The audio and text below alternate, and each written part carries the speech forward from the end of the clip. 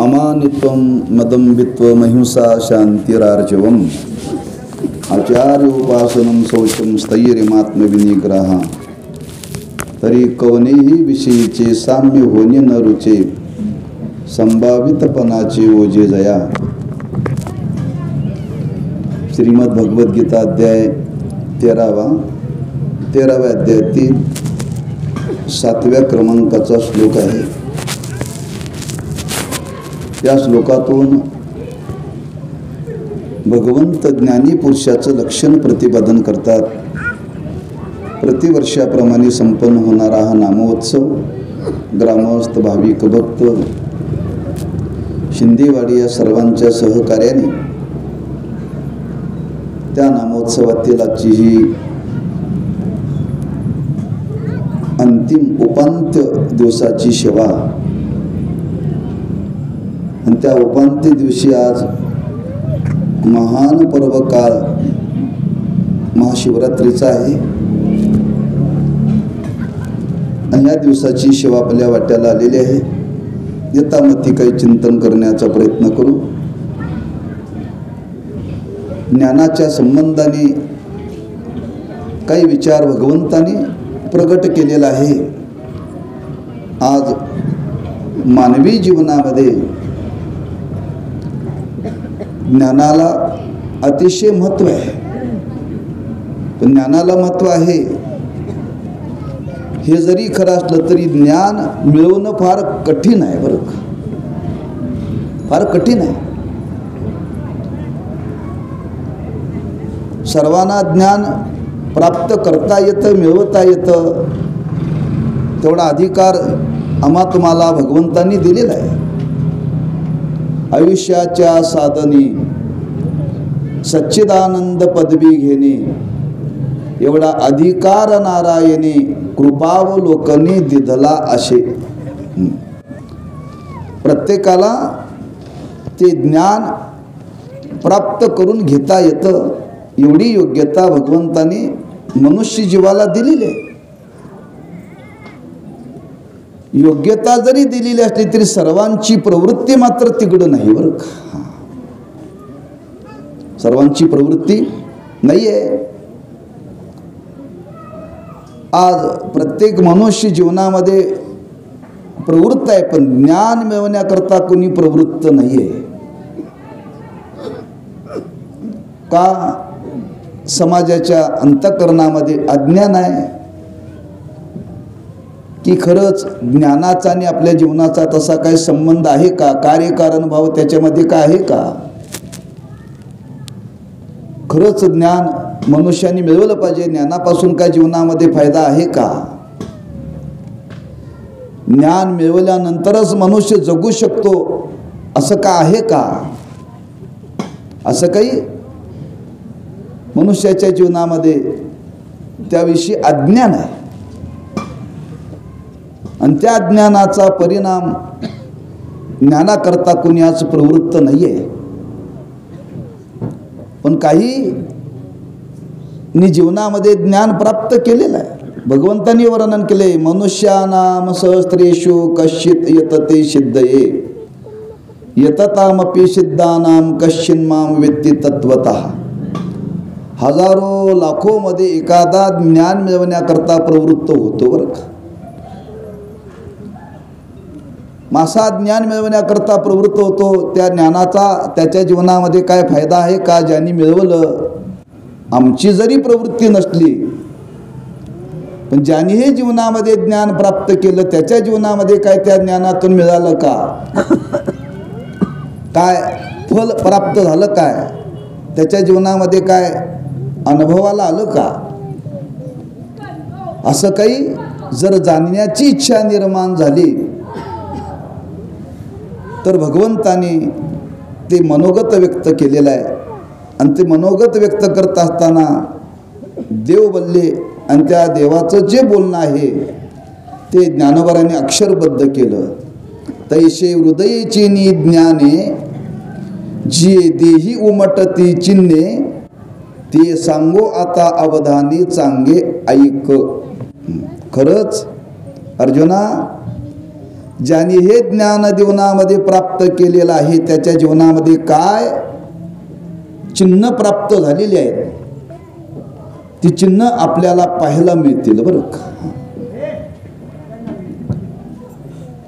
ज्ञानाची गोष्ट बाजूला ठेवा. मनुष्याच्या जीवनामध्ये क्रोध आला तर त्या क्रोधाची चिन्ह शरीरावरती उमटतात बरं का. मनुष्याच्या अंतःकरणामध्ये काम झाला तर त्या कामाची चिन्ह मनुष्याच्या देहावरती उमटतात. लोभ निर्माण झाला तरी माणसाच्या जीवनामध्ये काही चिन्ह उमटतात. जर विकार जागे झाल्यानंतर त्या विकाराची चिन्ह काही मनुष्याच्या जीवनामध्ये दिसतात. हे तर स्वरूपभूत ज्ञान आहे. त्याची चिन्ह दिसणार नाहीत का?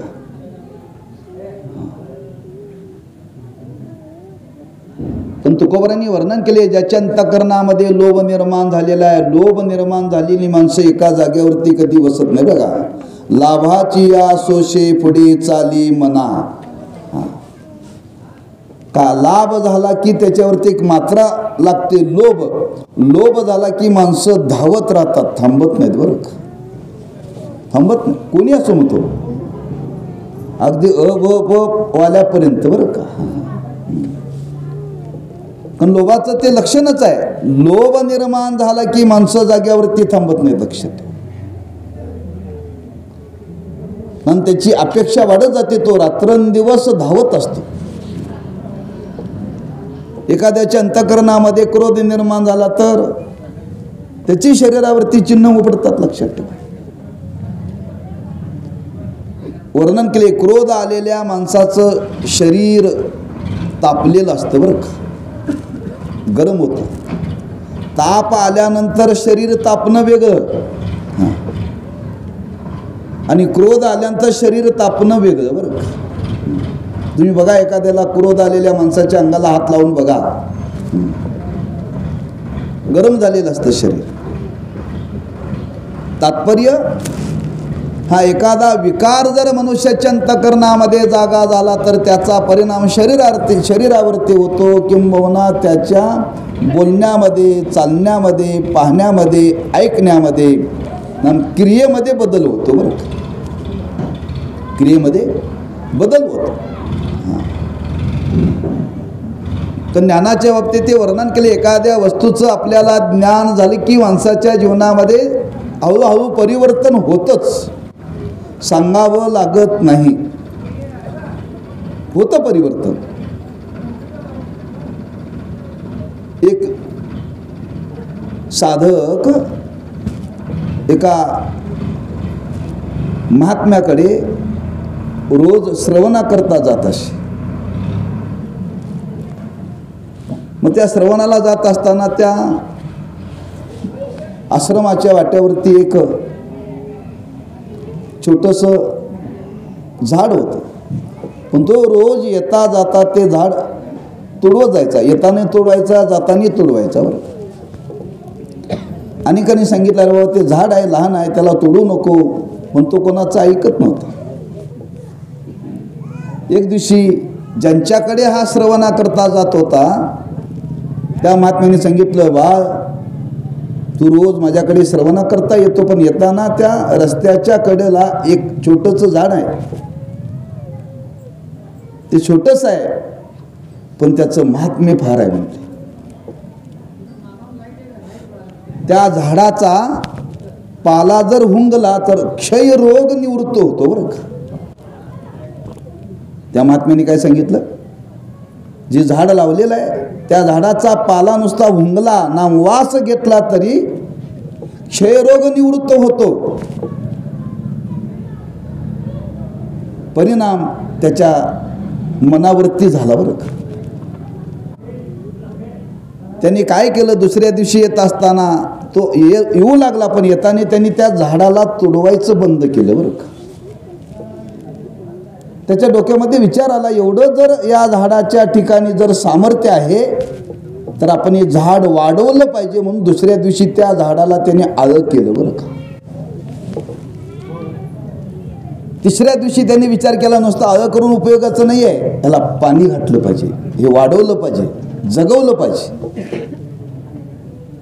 चौथ्या दिवशी विचार आला, नुसतं पाणी घालून चालणार नाही, याचं संरक्षण झालं पाहिजे, म्हणून त्याला काय केलं, कुंपण केलं. बरं का, ज्या महात्म्याकडे जात होता त्या महात्म्याने याला सांगितलं का, त्या झाडाला आळं कर, झाडाला पाणी घाल, झाडाला कुंपण कर, सांगितलं का? काहीही सांगितलं नाही. फक्त सांगितलं हे झाड औषधी आहे, ह्या झाडाचा पाला जर हुंगला तर क्षयरोग निवृत्त होतो. त्या झाडाचं ज्ञान झाल्याबरोबर त्याच्या मनामध्ये परिणाम झाला. बरं का, याला म्हणतात ज्ञानातून परिवर्तन घडतं. म्हणजे ज्ञानामध्ये सामर्थ्य आहे. मनुष्याच्या जीवनामध्ये ज्ञान झालं की परिवर्तन घडतं. माऊलीने वर्णन केले, आवडीती वृत्ती किरीटी आदी मनोनीची उटी मगदेवाच्या दिटी कराशी. कोणतीही गोष्ट जर आपण ऐकली तर ती पहिल्यांदा मनात येते, मनात संकल्प होतो, मनातून भावनेत येते, भावनेतून क्रियेत येते. बरं का, सांगावं लागत नाही, पुढची क्रिया घडते. म्हणजे त्या वस्तूचं जर मनुष्याला ज्ञान झालं की त्याच्या जीवनामध्ये परिवर्तन घडतं, काही सांगावं लागत नाही. तसं इथं भगवंत सांगतात की खरंच ज्याला ज्ञान झालेलं आहे, ज्या महापुरुषाला ज्ञान झालेलं आहे, त्याच्या जीवनामध्ये काय परिवर्तन घडतं, त्या परिवर्तनाची प्रक्रिया या श्लोकातून भगवंतांनी प्रगट केलेली आहे. की पूर्ण त्याच्या आचार जीवनामध्ये बदल घडतो. बरं का, बदल घडतो. आणि तो घडत असताना पहिला विचार इथं भगवंतांनी प्रगट केला की काय पहिला बदल घडतो मनुष्याच्या जीवनामध्ये. भगवान सांगतात अमानित्व. अमानित्व मूळ शब्द आहे मानित्व. मानित्व म्हणजे मानाची अपेक्षा करणारा. मानित्व म्हणजे मानाची अपेक्षा करणारा. ज्याला ज्ञान होतो तो मानाची अपेक्षा करीत नाही. हे परिवर्तन आहे. बरं का, आज जगाचा विचार करा, हे जग मान सन्मानामध्ये अडकलंय. बरं का, मान सन्मानाकडे अडकलेलं आहे. एखाद्याला विचारलं का हो तुम्ही त्यांच्याकडे जायचं बंद का केलं, म्हणजे महाराज त्यांनी अपमान केला म्हणून जायचं बंद केलं. एखाद्या जावयाला विचारा यायचं का बंद केलं, म्हणजे त्या घरातले सासू सासरे मला मानतच नाही तर तिथं जायचं कशाला म्हणतोय. हा कोणी असो, प्रत्येकाला मानाची अपेक्षा आहे. आणि तो मान जीवनामध्ये नाही राहिला की माणसं बाजूला जातात. लक्षात ठेवा. म्हणजे आज माणसं जी जगतात ती मानाकरता जगतात. लक्षात ठेवा, मानाकरता जगतात. व्यवहारामध्ये वर्णन केले माणसाने सन्मानाने जगावं. बरं का, हा भाग वेगळा. आणि मानाची अपेक्षा ठेवणं या शब्दाचा अर्थ की एखादी वस्तू, एखादी कला, एखादं गुण जर आपल्या जीवनामध्ये प्राप्त झाला तर त्याच्याबरोबर मनुष्याच्या जीवनामध्ये अभिमान निर्माण होतो. बरं का, आणि तो अभिमान निर्माण झाला की माणसं त्याला विसरणं फार अवघड आहे. म्हणून मानित्व. आज प्रतिष्ठेची अपेक्षा आहे. लोकांनी मानावं, समाजामध्ये प्रतिष्ठा वाढली पाहिजे, याच्याकरता माणसं प्रयत्न करतात. आणि त्याचा परिणाम जीवनामध्ये काय काय होतो तुम्ही पहा. वर्तमानपत्र वाचा किंवा बातम्या ऐका किंवा समाजाचं दर्शन पहा. आज किती प्रतिष्ठेकरता मनुष्य प्रयत्न करतोय. पण इथं भगवान सांगतात ज्याला ही अंतःकरणामध्ये ज्ञान प्रगट झाल्यामुळं त्याच्या जीवनातलं मानित्व निघून गेलं. अमानित्व, मानाची अपेक्षा त्याच्या जीवनामध्ये राहिली नाही. तो कोणाकडून मानाची अपेक्षा करत नाही बरं का, कोणाकडूनही मानाची अपेक्षा करत नाही. ज्ञानोबांनी याच्यावरती भाष्य केलंय, विस्ताराने वर्णन केले बरं का, फार विस्ताराने वर्णन केले की ज्याला हे अंतःकरणामध्ये ज्ञान प्रगट झालेलं आहे असा महात्मा जगामध्ये वावरत असताना ज्ञानोबराय वर्णन करतात. त्याची अवस्था काय आहे? पूज्यता डोळा न देखावी, स्वकीर्ती कानी ना ऐकावी, हा अमुका ऐशी नोहाविशीची लोका. अमानित्व शब्दाचं वर्णन केले ज्ञानोबरायांनी. अमानित्व म्हणजे त्याला असं वाटत नाही आपल्या डोळ्याने आपली पूजा झालेली आपण कधीही बघू नये. पूज्यता डोळा न देखावी. आम्हाला तर वाटतं लोकांनी रोज पूजा आमच्या कराव्यात. समजावं अजून ज्ञान झालेलं नाही. म्हणून जाता जाता आपल्याला सांगतो, अज्ञानी लोक आहेत, ज्ञानी लोक आहेत, आणि त्याच्या पुढं ब्रह्मज्ञानी लोक आहेत बरं का.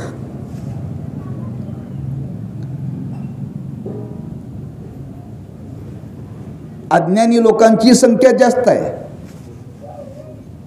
त्याच्या मानाने थोडीशी ज्ञानी लोकांची संख्या कमी आहे, आणि ब्रह्मज्ञानी लोकांची संख्या त्याच्याही पेक्षा कमी आहे. विरळा ऐसा कोणी तुका त्याशी लोटांगण.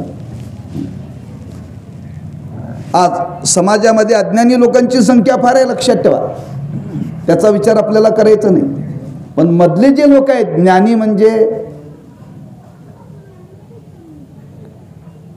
अर्ध्या हळकुंडाने पिवळा झालेला, त्याला शास्त्रामध्ये शब्दज्ञानी म्हणतात.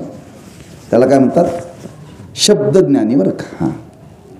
आणि शब्दज्ञानी लोकालाच आज समाज ज्ञानी म्हणायला लागला बरं का. इथं फार गोंधळ झालेला समाजामध्ये,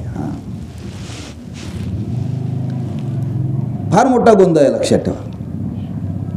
काही पांडित्य निर्माण झालं आणि त्या पांडित्यातून त्याची समाजामध्ये एवढी वाहवारी, लोक म्हणाले हेच ज्ञानी बरं का. हे ज्ञानी नव्हे, लक्षात ठेवा. आणि हे जर ज्ञानी असते तर तुकोबारांनी 400 वर्षापूर्वी लिहून ठेवलं नसतं, लक्षात ठेवा.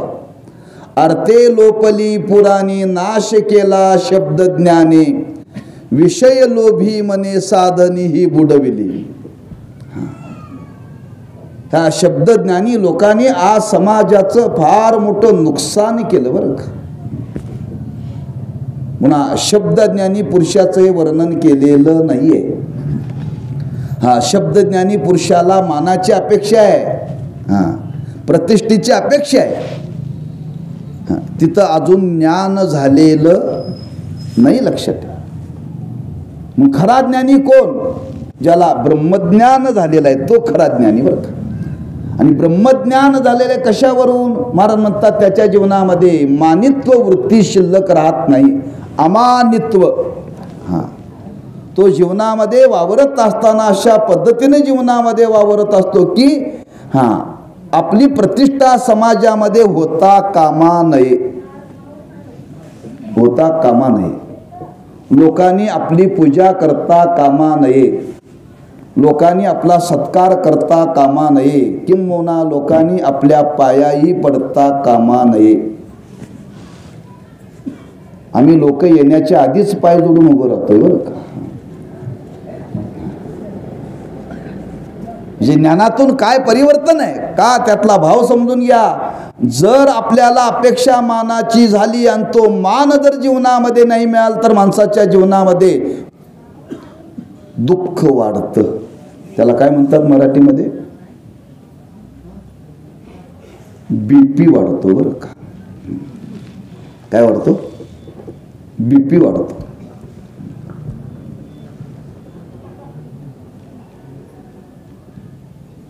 तीस 35 वर्षापूर्वीची गोष्ट आहे. आळंदीला जाण्याच्या आधी आम्ही एकदा तीर्थरूप महाराजांच्या बरोबर शिरोळा कार्यक्रमाला गेलो होतो. त्यावेळी त्या हरिमंदिरामध्ये आमंत्रण दिलं होतं यांनी. वैकुंठवासी तुकाराम महाराज काळे आजरेकर महाराज म्हणले आमच्या इथं उत्सव चालू आहे, आपण या. पण मी बरोबर गेलो होतो. आणि त्यावेळी आजरेकर फडाचे मालक होते बेडक माऊली म्हणून, बरं का. गेलो तिथं आम्ही. कीर्तनाची वेळ 9 ते 11 होते. 8:45 वाजले तरी मालकाचा पत्ता नाही, बरं का. मालकाचंच कीर्तन होतं फडाच्या. 9 वाजले तरी त्या फोनची व्यवस्था नव्हती. तेव्हा काळे महाराज म्हणले, महाराजांना म्हणले, महाराज तुम्ही कीर्तनाचं करा. नाही म्हणले आणखी वाट बघा. म्हणजे महाराज फार उशीर झालाय, आता वाट पाहण्यामध्ये काही नाही, तुम्ही योगायोगाने आलाय तर तुम्ही सेवा करा. परिणाम महाराज उभे राहिले आणि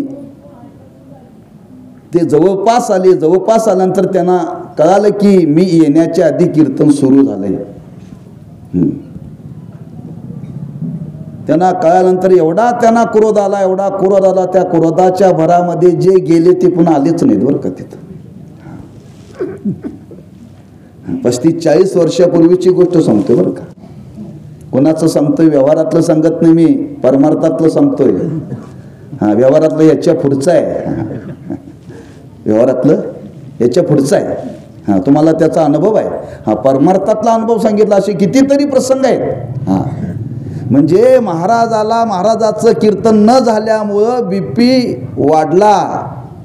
मी कशा करता सांगे, मानित्व आणि अमानित्व लक्षात ठेवा. इथं ज्ञानवाराय वर्णन करतात, ज्याच्या जीवनामध्ये ज्ञान उदयाला आलेलं आहे, ज्ञान प्रगट झालेलं आहे. त्याच्या जीवनामध्ये अशी अवस्था असते, तो विचार करतो पूज्यता डोळा न देखावी. स्वकीर्ती कानी नाही ऐकावी. स्वतःची कीर्ती सुद्धा तो कानाने ऐकत नाही. म्हणून पूर्वी पद्धत होती, फोटो काढायचा नाही, फोटो काढायचा नाही. कीर्तन कोणी टेप रेकॉर्डवरती रेकॉर्डिंग करायचं नाही. जसं तुम्ही एका मंदिरामध्ये गेला तर तिथं लिहिलेलं असतं फोटो काढण्याकरता मनाई आहे, कारण वेगळे तिथले. आणि समजा तुम्ही जर एखाद्या मंदिरामध्ये गेला आणि फोटो काढला तर कॅमेरा जप्त केला जातो, बरं का. जप्त केला. म्हणून पूर्वी पद्धत होती, थोर मंडळी स्वतःचा फोटो काढून देत नव्हते, पायाही पडू देत नव्हते, हारही घालू देत नव्हते. लक्षात ठेवा. आम्ही हारवाला लांबून आला की इथूनच मान वाकवतोय, बरं का. स्वकीर्ती कानी नाही ऐकावी. खरंच त्याच्या हृदयामध्ये ज्ञान प्रगट झालेलं आहे. समाजाला कळालं पाहिजे ज्ञानी खरा कोण, हे सांगायचं भगवंताला. लक्षात ठेवा. खरा ज्ञानी कोण? जो विद्वत्तेच्या भरावरती गप्पा मारतो तो ज्ञानी नव्हे. खरं ज्याच्या हृदयामध्ये ज्ञान प्रगट झालेलं आहे, त्याच्या अंतःकरणामध्ये ही अवस्थाच राहत नाही की लोकांनी मला मान द्यावा, लोकांनी माझी पूजा करावी, माझा सत्कार करावा. हा भाव त्या ज्ञानी पुरुषाच्या जीवनामध्ये राहत नाही. ते तर सत्काराची के गोटी के आदरा देईल बेटी, मरणेशी साठी नमस्कारिता. ज्ञानोबाराय म्हणतात कुणी सत्कार करावा, असं सत्कार करण्याकरता जर कुणी त्याच्या जीवनामध्ये आला तर त्याला एवढं वाईट वाटतं, एवढं वाईट वाटतं, तो म्हणतो याच्यापेक्षा मरण बल. काय विचार असेल पहा बरं का. ज्ञानोबारांनी वर्णन केले. माऊली वर्णन करतात, वाचस्पतीची नी पाडे सर्वज्ञता तरी जोडे परी, वेडी वे माझे दडे महिमे वेने. एवढी त्याच्या ठिकाणी विद्वत्ता आहे. वाचस्पती सारखे महान सुद्धा त्यांच्या तोडीला कमी पडतात. अशी विद्वत्ता असताना सुद्धा हा समाजामध्ये वावरत असताना वेड्यासारखा वावरतो, बरं का. म्हणजे मला कुणी ज्ञानी म्हणू नये, माझ्या विद्वत्तेची कुणी वाहवा करू नये, याला म्हणतात अमानित्व. चातुर्य लपवी महत्व हरवी पिशेपण बिरवी आवडोनी. हा स्वतःचं शानपण लपवतो. म्हणजे त्या ज्ञानाचा परिणाम की त्याच्या जीवनामध्ये अमानित्व अवस्था म्हणजे सत्काराची मानाची अपेक्षा या देहाच्या संबंधाने राहत नाही बरं का. हे खरं ज्ञानी पुरुषाचं जीवन आहे. ज्ञानी पुरुषाचं जीवन आहे बरं का. म्हणून तर तुकोबारांनी वर्णन केलंय, खरंच ज्याला भगवत सेवा करायची आहे, भगवत सेवा करणाऱ्या पुरुषाने सेवेची अपेक्षा सुद्धा करू नये बरं का. तुकोबारांनी एकांनी प्रमाण लिहिलंय, माझी कथा करा. कोणी म्हणत असेल माझं कीर्तन ठेवा, माझं प्रवचन ठेवा, असं जर कोणी म्हणत असेल तर तुकोबाराय म्हणतात हे म्हणू नये बरं का. म्हणू नये. अपेक्षा ठेवून लक्षात ठेवा. म्हणजे मानित्व वृत्ती मनुष्याच्या जीवनामध्ये राहू नये आणि अशी अमानित्व अवस्था त्या पुरुषाच्या जीवनामध्ये प्राप्त होते. हे कधी ज्याच्या जीवनामध्ये हृदयामध्ये ज्ञान प्रगट झालं त्यावेळी ज्ञानोबा म्हणतात, लौकिकाचा उद्वेगू शास्त्रावरी उबगू उगेपणी सांगू अति भरू. उद्वेग, लौकिकाचा त्याला उद्वेग असतो, लौकिकामध्ये तो वावरत नाही बरं, वावरत नाही. उद्वेग कुणी जर त्याचा सत्कार करण्याकरता जर प्रवृत्त व्हायला लागलं तर त्याला वाटतं हे फार मोठ्या माझ्या जीवनातलं दुःख आहे बरं का. दुःख आहे, फार मोठं दुःख आहे. म्हणून तो लौकिकाचाही कधी मनामध्ये अपेक्षा ठेवत नाही. नवे नवे त्याला वाटतं लोकांनी माझी अवज्ञाच करावी किंबहुना लोकांनी माझा अपमानच करावा. लोकांनी माझा अपमानच करावा. लक्षात ठेवा, मला कुठेही लोकांनी मान्यता देऊ नये. जी ज्ञानातून प्राप्त झालेली अवस्था आहे त्याच्या जीवनामध्येही लक्षणं दिसतात बरं का. तो बोलत नाही, याच्याकरता तो समाजापासून दूरच राहतो बरं का. समाजापासून दूर राहतो. बघा ज्ञानोबरांच्या जीवनातला प्रसंग आहे. ज्ञानोबा आहे भिक्षा मागण्याकरता आळंदीत जात असत. राहणं त्यांचं सिद्धपेठामध्ये होतं. ही संन्यासी असल्यामुळं त्यांचा नेमकी कोरडी भिक्षा मागायची, ओली नाही बरं का, कोरडी. नेहमीप्रमाणे एक दिवशी माऊली आळंदी गावामध्ये आले. त्यांना रोज भिक्षा मागत असताना त्रास होत होता. एक दिवशी एवढा त्रास झाला की मुक्ताबाईची अपेक्षा होती ज्ञानदादाला मांडे खाऊ घालावेत. मग आता मांडे करण्याकरता काय पाहिजे, खापर पाहिजे बरं का. खापरावरती ते मांडे भाजायचे. म्हणून खापर नेण्याकरता माऊली गावामध्ये आले. त्या कुंभाराकडे ते खापर घेतलं. कुंभाराने त्यांना खापर दिलं. पण त्या गावातल्या काही ब्राह्मण लोकांनी पाहिलं आणि ते पाहिलं आणि त्यांच्या हातातलं खापर घेऊन ते जमिनीवरती आपटून फोडलं बरं का.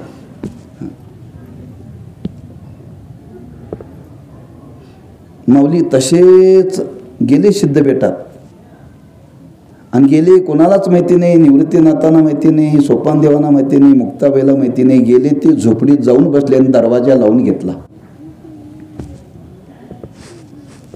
मुक्ताबाई वाट पाहते, आता ज्ञानदादा येईल, मग येईल, आपल्याला मांडे भाजायचे आहेत. बराच वेळ झाला. इकडं तिकडं पाहिलं, शोधाशोध केली. निवृत्तीनाथांनी सांगितलं मुक्ते आलाय, तो झोपडीत बसलाय म्हणले. आता झोपडीमध्ये बसलेले आहेत, पण ज्ञानोबाराय झोपडीचा दरवाजा उघडायला तयार नाहीत बरं का. त्यावेळी मुक्ताबाईंनी ज्ञानोबारायांना विनंती केली, आणि ती विनंती केली, त्या विनंतीतून अभंग जन्माला आले. ताटीचे अभंग बरं का. ताटी उघडा ज्ञानेश्वरा.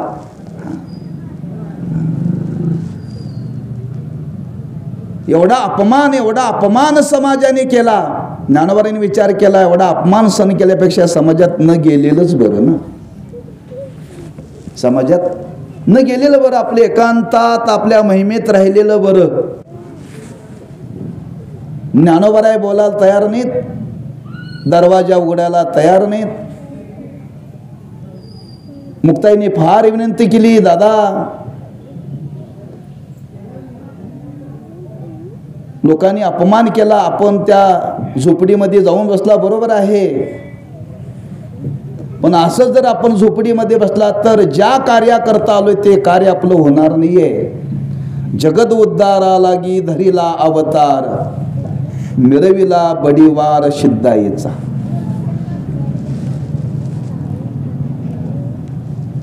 मुक्ताई उपदेश करते, सांगते ज्ञानोबारायांना. चरित्र पाहण्यासारखं आहे. मला त्यातला भाव सांगायचा आहे. समाजामध्ये वावरत असताना मान अपमान समाजाकडे होऊ नयेच म्हणून त्या महात्म्यांनी ठरवलं, समाजामध्ये न गेलेलंच बरं. लोकांनी मानही करू नये आणि लोकांनी अपमानही करू नये, त्याच्यापेक्षा आपण एकांतात राहिलेलं बरोबर का. त्यांना मानाची सन्मानाची अपेक्षा जगाकडून नव्हती, लक्षात ठेवा, नव्हती. म्हणून जो खरा ब्रह्मज्ञानी आहे तो मानाची अपेक्षा आपल्या जीवनामध्ये ठेवीत नाही बरं का. तो विचार करतो लोकांनी आपला अपमानच करावा, आपलं मोठेपण आपली विद्वत्ता तो झाकून ठेवतो, समाजाच्या समोर प्रगट करत नाही. आपली कुणी वाहवाही करू नये, आपलं कुणी वर्णनही करू नये, आपली कुणी पूजाही करू नये, आपल्या कुणी पायाही पडू नये, अशा अवस्थेमध्ये तो राहतो.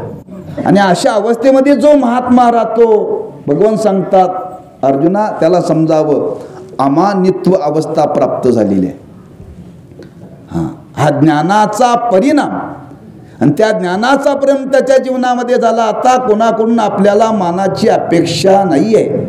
मी आपल्यासमोर मुद्दा ठेवला आहे आरंभाला. खरंच ज्ञान मिळवल्यानंतर जीवनामध्ये ते उपयोगी पडतं का? त्या ज्ञानाचा आणि जगण्याचा काय संबंध आहे का? आपल्याला पावलोपावली मान अपमान सहन करावा लागतो. ह्या मान अपमानापासून जर दूर राहायचं असेल तर ज्ञानाची गरज आहे, ज्ञानाची गरज आहे बरं का. खरं ज्या दिवशी ज्ञान होतं त्या दिवशी मानाची अपेक्षा राहत नाही. का राहत नाही हो? ज्ञान होणं या शब्दाचाच अर्थ तो मोठ्या अवस्थेला प्राप्त झाला, पूज्य अवस्थेला प्राप्त झाला. लोकांनी पूजा केली तरी तो पूज्य आहे, आणि लोकांनी पूजा नाही केली तर तो पूज्यच आहे बरं का. लोकांकडून ती मानाची अपेक्षा ठेवायची गरजच नाही, लक्षात ठेवा. देह पूज्य आहे, क्या देहातून विकार केल्यानंतर त्याला प्राप्त झालेली अवस्था पूज्य आहे.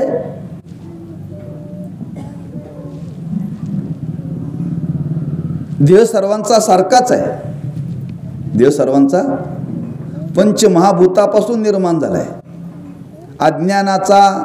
अज्ञानी पुरुषाचा पंचमहाभूतापासून निर्माण झाला आहे, आणि ज्ञानी पुरुषाचा काही दुसऱ्यापासून निर्माण झाला असं काही नाही आहे. सर्वांचा देह एकाच पंचतत्वापासून निर्माण झालेला आहे. मग का या देहाला अपेक्षा करावी? देहाकरता का अपेक्षा करावी? आपले जे स्वरूप आहे ते पूजनीय आहे, पूज्य आहे, आणि ते आपल्याला कळल्यामुळं आता लोकांनी मान दिला काय आणि अपमान केला काय, आपल्या स्वरूपाशी त्याचा काही संबंध नाही आहे, लक्षात ठेवा. अशा भावनेनं आज जीवन जगता येतं हे जीवन जगावं बरं का. असं जर जीवन जगलं तर मी आपल्याला सांगतो, मनुष्य निरोगी जीवन जगू शकतो. निरोगी निरोगी. आम्हा तुम्हाला देहाच्या संबंधाने निर्माण झालेले रोग आहे, त्याच्यामध्ये मानसिक रोग फार आहे बरं का. मनाला झालेला त्रास आणि त्याच्यापासून निर्माण होणारी व्यथा. काय काय जन्माला आले तुम्ही सर्वे करा, समाजाचा सर्वे करा. सर्वे.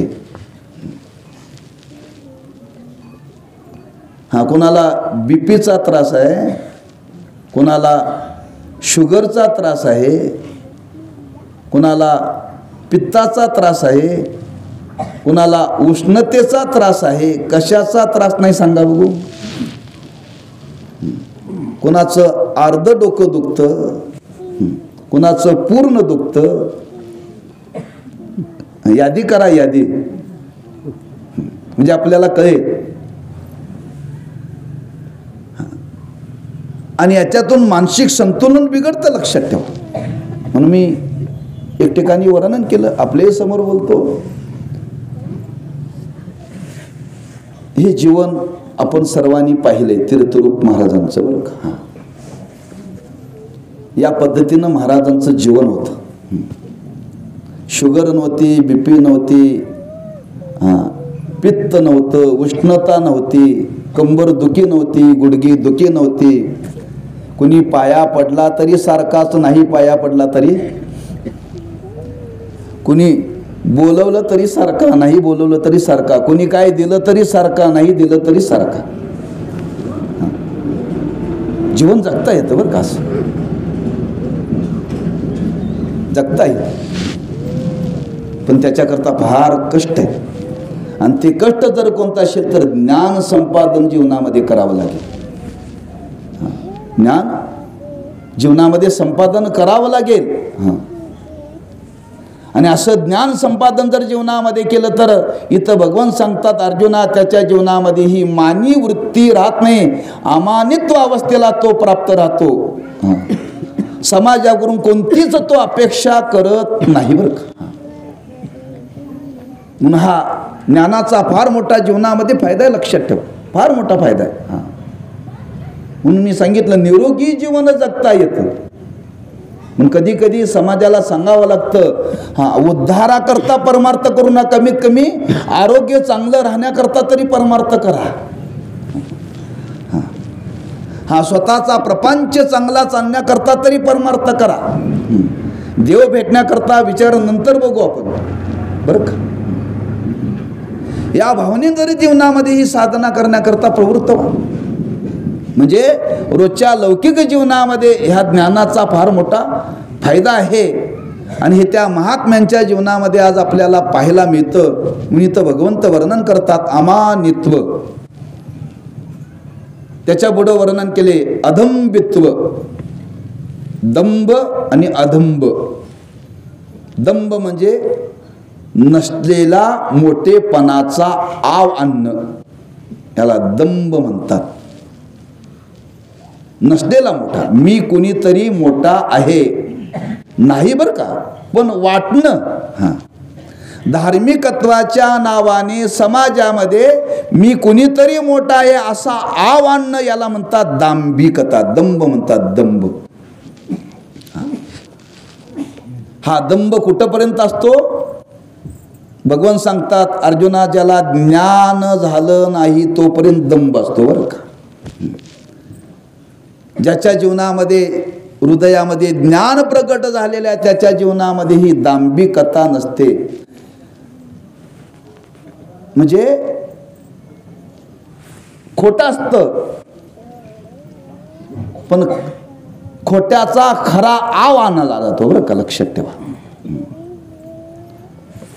जीवनामध्ये वैराग्य नाही आहे, पण मी वैराग्यवान आहे, हा आव आहे, दांभिकता. ज्ञानाचा पत्ता नाही, पण माझ्याकडे फार ज्ञान आहे. काही सामर्थ्य नाही, पण फार मी सामर्थ्यवान आहे, असं नसलेला जीवनामध्ये त्याचा संबंध नसताना सुद्धा आहे असं समाजामध्ये वावरणं, समाजाच्या समोर समाजाला अगदी मराठी सांगायचं म्हणजे फसवणं बरं का, फसवणं. याला दंभ म्हणतात, दांभिकता. इथं भगवान सांगतात, अर्जुना ज्याच्या जीवनामध्ये हा दांभिकपणा राहत नाही, अदंबित्व,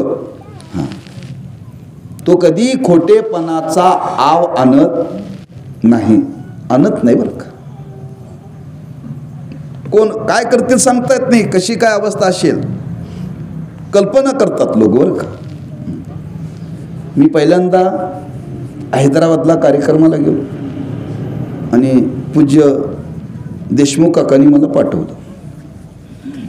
त्या लोकांनी सांगितलं, म्हणजे महाराज आम्हाला पारायण करण्याकरता कोणतरी व्यासपीठ चालक पाहिजे. त्यांनी नाव सुचलं, आमच्याकडे काजवे महाराज आहेत, त्यांचा मुलगा आहे, मी तुमच्याकडे पाठवून देतो. त्या लोकांची आपली काही ओळख नाही. पहिल्यांदा गेलो, त्यांनी नाव पूर्णानंद ऐकलं. पूर्णानंद नाईक ऐकल्यानंतर त्यांना वाटलं बहुतेक येणाऱ्या महाराजांना दाढी असेल, जटा असतील वगैरे वगैरे त्यांची कल्पना बरं का. ते रेल्वे स्टेशनवरती नेण्याकरता आले, हार वगैरे घेऊन आले. घरी गेल्यानंतर त्यांनी पाद्यपूजा केली दुधाने, आणि त्यांच्याकडे गेलो. त्या मातेनं सांगितलं, महाराज आमच्याकडे अशी कल्पना होती, पूर्णानंद महाराज येतात म्हणजे फार मोठा काहीतरी माणूस आहे, त्याला दाढी आहे, बॉडी आहे, केस वाढवलेत, तुमच्याकडे यातलं काहीच नाही हो. सांगण्याचा भाव काय म्हणजे एखाद्याची अशी भावना असते, हा वरपंगाने त्या वरपंगाला माणसं कल्पना करून त्याला मोठं समजतात. पण काही माणसं समाजामध्ये मोठं होण्याकरता काही लोकांनी दाढ्या राखल्या, काही लोकांनी जटा राखल्या बरं का. आणि याच्यावरून लोक म्हणतात, द्यार ती दाढी आहे, जटा आहे, त्या हा मोठा आहे. काही लोक समाजाला हे फसवण्याकरता करतात, ह्याला दांभिकता म्हणतात बरं का. आणि इथं भगवान सांगतात, अर्जुना ज्याच्या जीवनामध्ये असा खोटेपणाचा आव नसतो बरं का, खोटेपणाचा आव नसतो, त्या खोटेपणापासून हा दूर असतो, खोटेपणापासून हा दूर राहतो. आणि अशा अवस्थेने तो जीवनामध्ये वावरतो, म्हणून त्याची अवस्था अदंबित्व. नसलेलं खोटेपणाचं प्रदर्शन समाजामध्ये तो कधीही करीत नाही, कधी करीत नाही बरं का, लक्षात ठेवा. अदंबित्व. त्याच्या पुढे वर्णन केलं अहिंसा, हिंसा आणि अहिंसा. हिंसा कशाला म्हणतात? विनाकारण एखाद्या प्राण्याचा प्राण घेणं किंवा विनाकारण एखाद्याला त्रास देणं म्हणजे हिंसा. विनाकारण म्हणजे कळेल. पहा, माणसं विनाकारण 2 पायाची 4 पायाच्या माणसाचा पशुचा प्राण घेतात की त्यानं काय आपलं वाईट केले का हो? कशा करता त्याला मारायचं? त्याचा आपल्या जीवनामध्ये का वैरत्व आहे का? मग वैरत्व नसताना तुम्ही त्याची हिंसा करून त्याच्यावरती का जगता? काय देणं घेणं आहे? कारणा वाचून एखाद्याला त्रास देणं, कारणा वाचून एखाद्याचा प्राण घेणं, याला म्हणतात काय? हिंसा. आज समाजामध्ये माणसं वावरत असतात, विनाकारण हे करतात बरं का. माऊलींनी वर्णन केलंय, एखाद्याला मानसिक त्रास देणं सुद्धा ही हिंसा आहे बरं का, हिंसा आहे. मग असा जो महात्मा आहे तो कसा वावरतो? अहिंसा वृत्तीनं वावरतो. म्हणजे कोणाचा प्राण तर तो घेतच नाही, कोणाला तर तो मारतच नाही, पण त्याला वाटतंय मी बोलण्यातून, माझ्या बोलण्यातून एखादा शब्द जर बाहेर पडला आणि तो शब्द जर एखाद्याच्या हृदयाला जर लागला तर त्या शब्दातून त्याला दुःख होईल, त्याच्यापेक्षा न बोललेलंच बरं. याला म्हणतात अहिंसा वृत्तीनं जगणं. आणि एखादा शब्द बाहेर पडला तर एखाद्याच्या हृदयाला लागतो आणि तो लागला की माणसाला दुःख होतं. हीच हिंसा आहे बरं का, ज्ञानोबा म्हणतात. अशी हिंसा सुद्धा समाजामध्ये माझ्याकडून घडू नये, माझ्याकडून कोणाचं मन सुद्धा दुखू जाऊ नये म्हणतो. कोणाशी कठोर शब्दात सुद्धा तो महात्मा बोलत नाही बरं का, बोलत नाही. म्हणजे त्या ज्ञानातून प्राप्त झालेली त्या पुरुषाला अवस्था आहे म्हणून तो अहिंसा वृत्तीनं जीवन जगतो बरं का. म्हणून सांगितलं कोणाला तो प्राण तर घेतच नाही. लक्षात ठेवा. आम्ही एक महात्मा पाहिला, आज आहेत ते काशीचे थोर पुरुष आहेत. संध्याकाळची वेळ होती, आम्ही त्यांना भेटायला गेलो होते, आळंदीमध्ये आले होते आणि ते उघडे बसले होते बरं का. आणि त्यांच्या अंगावरती बरेच डास बसले होते बरं का. ते एकाही डासाला मारत नव्हते.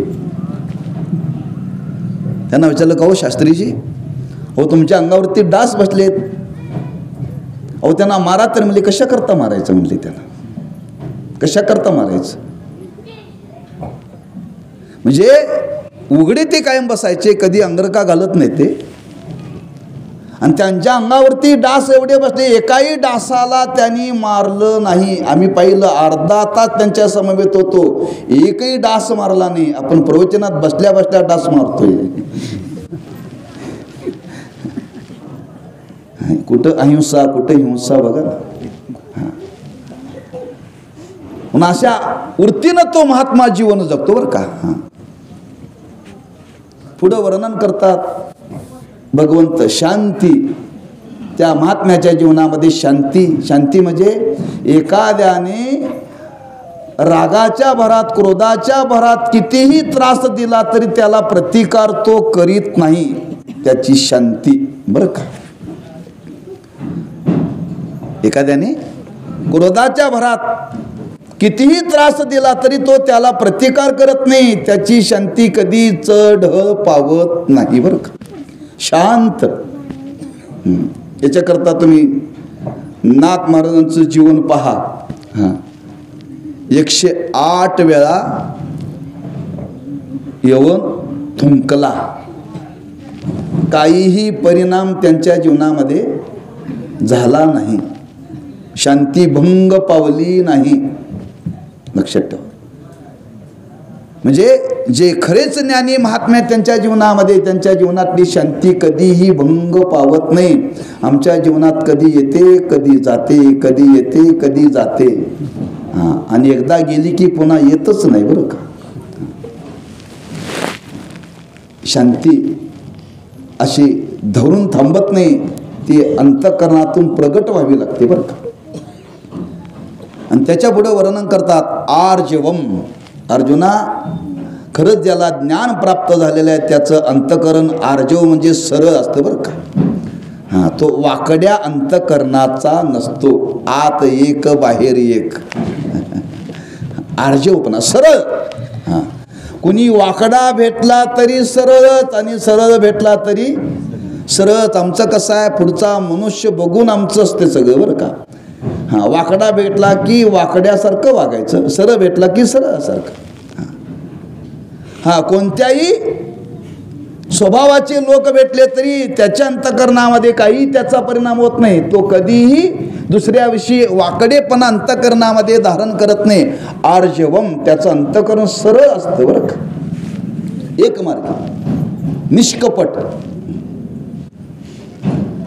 त्याच्या पुढे वर्णन करतात भगवंत की असा जो ज्ञानी महात्मा आहे तो सतत आचार्योपासनम, साधूच्या सेवेमध्ये रत असतो बरं का. आचार्य म्हणजे सद्गुरू, त्या सद्गुरूंच्या सेवेमध्ये तो सतत त्यांची सेवा करण्यामध्ये रममान असतो.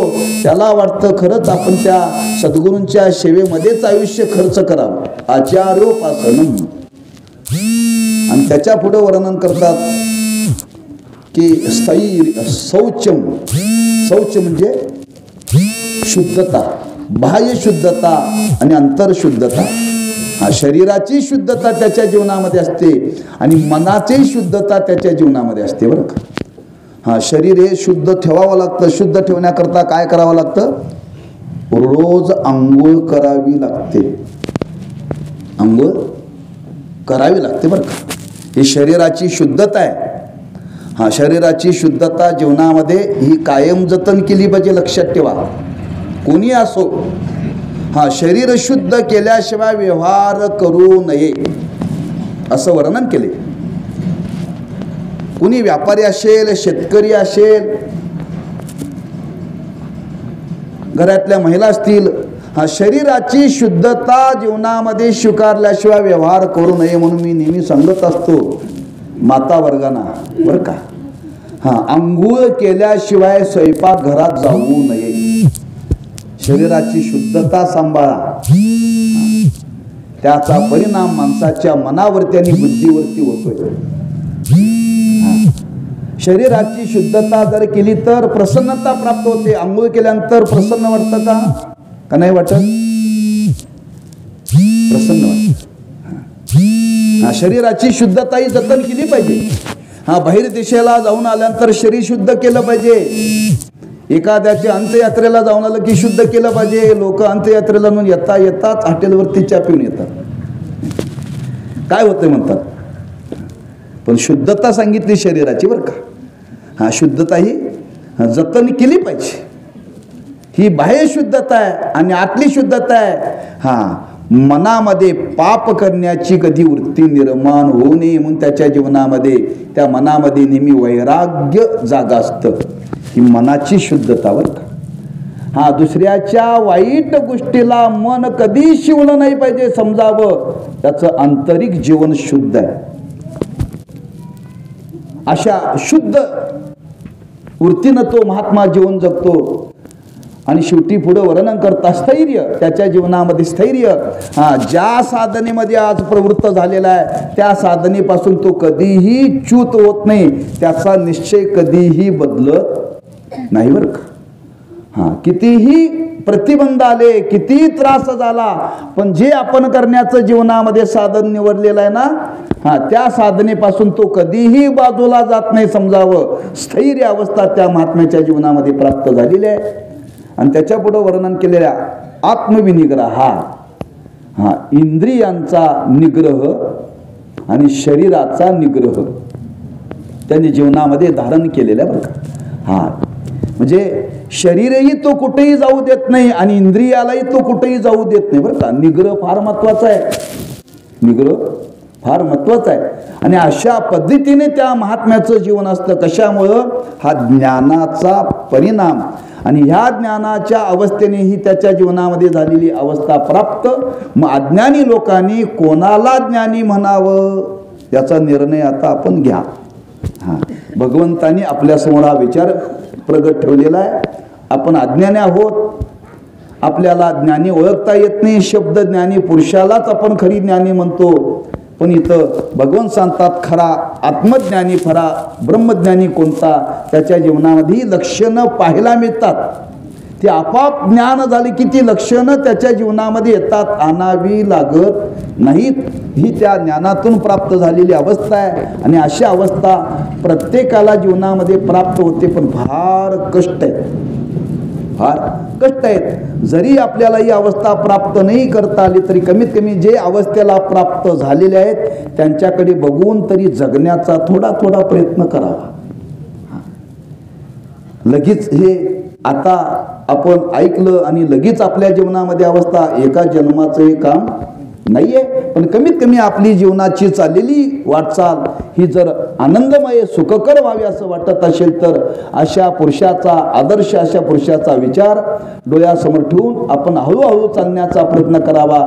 आपल्या जीवनातलं समाधान कधी बिघडणार नाही हा भाव मनी मानशी घेऊन भगवंतांनी त्या ज्ञानी पुरुषाची लक्षणं त्या श्लोकातून प्रकट केलेली आहेत. अमानित्वम मदंबित्वम अहिंसा शांतिरार्जवम आचार्योपासनम शौचम स्थैर्यमात्मविनिग्रहा तरी कवनेही विषयीचे साम्य होणे न रुचे संभावितपणाचे ओझे दया झालेली सेवा त्या भगवंताच्या संत महात्म्यांच्या चरणी श्रीगुरूंच्या चरणी समर्पण करून सेवेला पूर्णविराम देव. पुंडली कवरदारी विठ्ठल श्री ज्ञानदेव तुकाराम आता विश्वात्मके देवे येणे वागेज्ञे तोषावे ओशोनी मज द्यावे पसाय दानये जे खरांची व्यंकटे सांडो तया अमानित्वम मदम